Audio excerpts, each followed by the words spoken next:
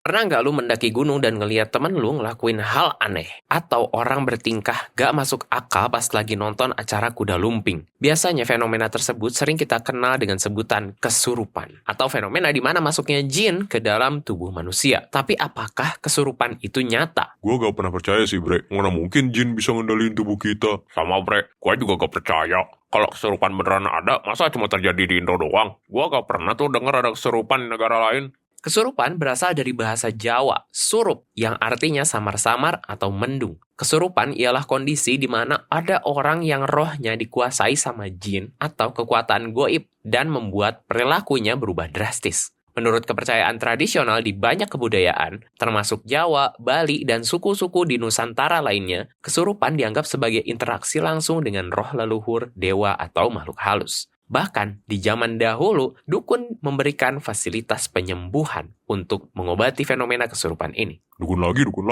2025 masih aja percaya dukun. Kalau zaman dulu wajar aja karena minimnya informasi. Tapi di zaman sekarang yang udah canggih teknologinya, masa sih masih percaya aja sama kayak gituan? Kesurupan umumnya ditandai dengan perubahan nada bicara, ekspresi wajah, dan gerakan tubuh yang tidak terkendali. Dari konteks sosial dan budaya, kesurupan lebih sering terjadi pada ritual keagamaan seperti acara kuda lumping dan wayang orang. Biasanya dipicu oleh sugesti kolektif dan tekanan emosi. Coba bawa ke ranah ilmiah, Bre. Ya Bre, biar orang gak pada salah paham sama fenomena ini. Kalau dari perspektif ilmiah modern, ada yang namanya trance states dan dissociative disorders. Menurut Dr. Tania Luhrmann dari Stanford, kondisi kesurupan sama halnya dengan gangguan disosiatif di mana identitas lain muncul sementara. DSM-5 memasukkan trance and possession disorders ke dalam kategori gangguan disosiatif. Jarang terjadi di masyarakat, namun diakui sebagai kondisi klinis. Penelitian langsung di Rumah Sakit Jiwa Yogyakarta mencatatkan 12 kasus kesurupan yang dirujuk ke psikiater. Hasilnya, setelah terapi kognitif,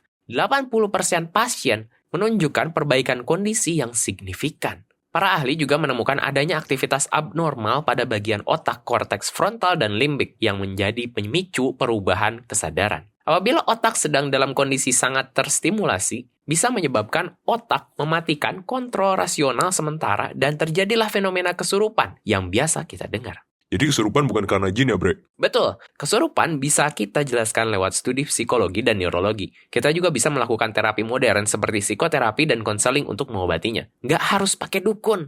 Ada yang bilang Bre kalau kesurupan terjadi karena orangnya lagi lemah iman. Bukan cuma orang lemah iman aja, tapi semua orang bisa kena serangan kesurupan. Malah, banyak juga laporan kesurupan di berbagai budaya. Bahkan ada kasus di mana ateis juga kena kesurupan. Kalau dia lagi dalam kondisi disosiatif karena tekanan yang besar. Orang kesurupan bahaya gak sih, Bre? Takut digigit gua. Lo sebagai hiu harusnya ngegigit balik Bre. Sebenarnya nggak bahaya sih, Bre, tapi ya jangan dideketin juga. Mayoritas kasus kesurupan yang terjadi bersifat sementara. Jadi, kesurupan itu nyata nggak?